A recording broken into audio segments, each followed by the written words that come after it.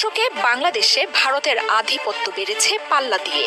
বাণিজ্য থেকে শুরু করে চিকিৎসা বা ভ্রমণ সব ক্ষেত্রেই একচেটিয়া দাপট ছিল ভারতের। তবে আগস্ট মাসে আওয়ামী লীগ ও হাসিনা সরকারের পতনের পর গেল মাসে ইসকন নেতার গ্রেপ্তারকে কেন্দ্র করে নয়াদিল্লি ঢাকার মধ্যকার কূটনৈতিক ও রাজনৈতিক টানাপোড়েন এখন তলানিতে পৌঁছেছে, যার জেরে বাংলাদেশে পণ্য রপ্তানিতে নিষেধাজ্ঞা, চিকিৎসা সেবা না দেওয়ার মতো দাবি তুলছে ভারতের রাজনৈতিক দলগুলো।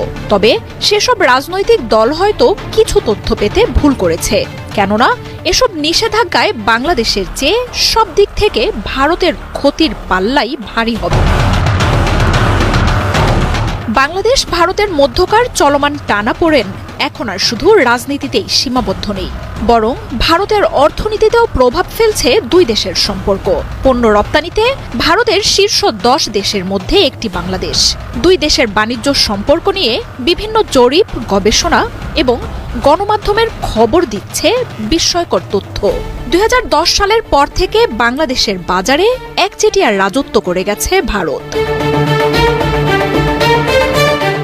দক্ষিণ এশিয়ায় ভারত বাংলাদেশের সবচেয়ে বড় বাণিজ্য অংশীদার, তবে তাতে একচেটিয়া লাভ ছিল ভারতের। 1.5 দশকে ভারত থেকে বাংলাদেশের পণ্য রপ্তানি বাড়লেও কমেছে বাংলাদেশ থেকে রপ্তানি। 2007-08 অর্থ বছর থেকে 2021-22 অর্থ বছরের মধ্যে ভারত থেকে বাংলাদেশে আসা পণ্যের পরিমাণ 5 গুণ বেড়েছে।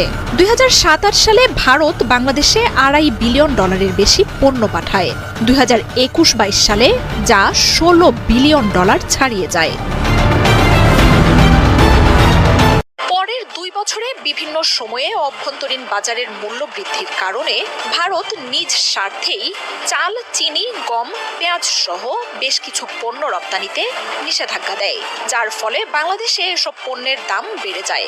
2023-24 অর্থ বছরে বাংলাদেশে ভারতের রপ্তানি বাণিজ্যের সম্প্রসারণ ফ্রান্স, জাপান, জার্মানির মতো বিশ্বের শীর্ষ অর্থনৈতিক দেশগুলোর রপ্তানিকেও পেছনে ফেলেছে।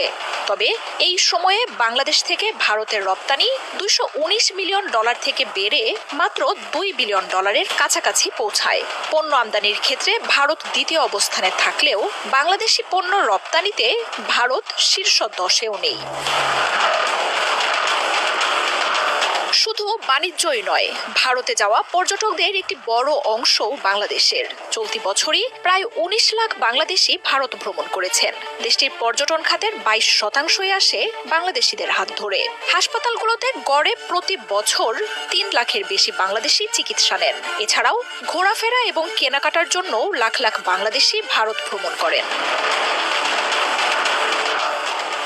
বাংলাদেশের প্রতিবেশী রাজ্য কলকাতা, চেন্নাই সহ বেশ কিছু রাজ্যে বাংলাদেশি পর্যটকদের কেন্দ্র করে হাসপাতাল, হোটেল, গাইড, কেনাকাটার মতো বিষয়ে ভারতের কয়েক লাখ মানুষের কর্মসংস্থান গড়ে উঠেছে। হাসিনা সরকারের পতনের পর বাংলাদেশ থেকে যাওয়া ভ্রমণকারীর সংখ্যা 90% কমে গেছে। ইসকন নেতার গ্রেপ্তারের পর সংখ্যালঘু ইস্যুতে কিছু হাসপাতাল, হোটেল বাংলাদেশিদের জায়গা না দেওয়ার ঘোষণা দিলেও ভারতের প্রকৃত চিত্র ভিন্ন। স্থানীয় গণমাধ্যমগুলোর খবরে উঠে আসছে বাংলাদেশিদের না যাওয়ায় ভারতের পর্যটন খাতে দুর্দশার চিত্র। বিশেষ করে কলকাতার নিউ মার্কেট, মার্কুইজ স্ট্রিট সহ বাংলাদেশিদের কেন্দ্র করে গড়ে ওঠা ব্যবসা প্রতিষ্ঠানগুলোর হা হুতাশের চিত্র প্রকাশ পাচ্ছে। বহু হোটেল, মোটেল ব্যবসায়ীর মাথায় বাজ পড়ার মতো দশা। বিপণীগুলোতে কেনাকাটা না হওয়ায় মাছি তাড়াচ্ছেন ব্যবসায়ীরা। বাংলাদেশিরা পুরোপুরি মুখ তুলে নিলে ভারতের বাণিজ্য, পর্যটন, চিকিৎসা খাতে যে বড় একটা ধস নামবে তা নিয়ে শঙ্কা আছে প্রতিবেশী দেশটির মধ্যেও। বাংলাদেশ যে এবার আর সহজে ছেড়ে দেবে না তা স্পষ্ট হয়ে গেছে মোদির সরকারের কাছেও।